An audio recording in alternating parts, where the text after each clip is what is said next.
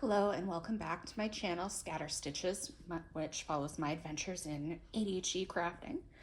Today I wanted to do this little Flosstube extra for a new project that I'm going to be starting.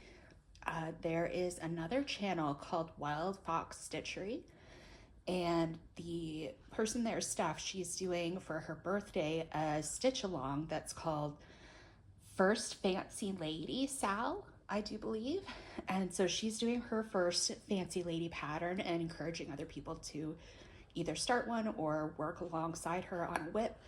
And I have wanted a few fancy ladies, so I took the opportunity to go down to my local needlework store, Stitch It Central, and I got this. So this is Lilith of Labrador by Nora Corbett and Mirabilia. So I got this one because I went to university at Memorial University of Newfoundland, and the full name of the province is Newfoundland and Labrador. So this just kind of reminded me of that time and that place. And I love mermaids anyway, so I thought I would do this one. I was between this, and I'll see if I can put the pictures up on the screen of these other ones. But one is called the Duchess of Rouen, and the other is the Baker's Wife. They're both these kind of like 18th century fancy ladies. I do want to do those at some point, but I ended up going with Lilith of Labrador because it was in stock and I could get what I needed, whereas the other two were pre-order items, so I would have had to order them and wait, and I wanted to get started pretty much right away.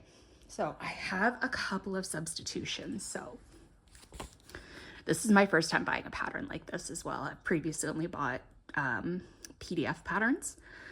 But anyway, so it lists the DMC colors, and then it also calls for Karen water lilies. So this color 117, it was basically just a pale pink that was essentially solid. There was no tonal variation that I could tell, and it was $12. It's a silk thread. I believe it said it was a 12 ply. But anyway, I took it to the DMC shelf and I thought this color 819 was close enough. This I'm pretty sure is going to be the skin color. But anyway, I did not want to spend $12 on that, and so I got a DMC substitution instead. The second water lily substitution that I did was for 197, which was called Monsoon. That was a variegated, kind of dark, muted blues and grays, very stormy color.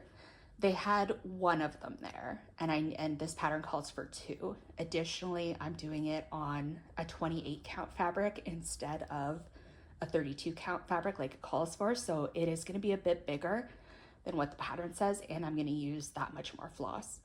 So I took the one skein of the Monsoon color that they had, and I went around to all the different hand-dyed yarns and variegated yarns that they had, and this was the closest that I could find. So this is Weeks Dye Works Salt Glaze. So I thought about it as I was going home, and I was like, oh, if that's a 12 ply, does that mean that you still use the water lilies? Do you still use 2 threads? So is it like double the yardage? So I got these come in 5-yard pieces, as opposed to, I believe, DMC, it's 8 meters, but I think that's about 6 yards. Oh, no, sorry. DMC is in fact 8.7 yards. So, but the water lilies was 6 yards. So it called for essentially 12 yards of the water lilies color, but these come in smaller put-ups. So I got 3 of them, and I'm hoping that that's enough. If not, they do have more of these at that store, so I can go back and get more if I end up needing more, but I'm hoping that this will be enough. As far as the fabric, I had a blue fabric that was a hand-dyed Ada that I had got from Painting Fairy, and I took it with me. I held the colors up to it, and I thought that these colors were much more green, whereas the fabric was a lot more blue purple. So I ended up getting this fabric instead. This is called Masquerade. It is a 28 count Lugana even weave. I'm not sure how well the colors are showing up on here, but it is very much like a sea green color with these kind of like purple spots throughout it. And I just thought that would look so nice with some of the purple colors that are in the flosses. I was between this and a 28 count that it was a very similar green, but it did not have the purple colors in it. It was just like a tonal sea green. And it had the opal, so like those little shiny bits throughout the weave. And that opal, whatever the inclusions are that makes it the opal kind of fabric, is also kind of green colored. So it was so pretty. And I stood there going back and forth trying to decide which fabric I should get, but I ended up going with this one because it was already cut and I couldn't get anyone's attention. So this is the one I went with. But I thought maybe the opal would be a bit too much, especially there is supposed to be a Krynic braid with this. That store was out of the color that I needed. And oh, sorry, I think I forgot to say that this fabric, the colorway is called Masquerade, and I believe the dyer is called Picture This Plus.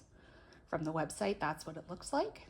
So I'm gonna get started on this probably today, and let me know if you're gonna be taking part in this as well, and I will see you next time. Bye.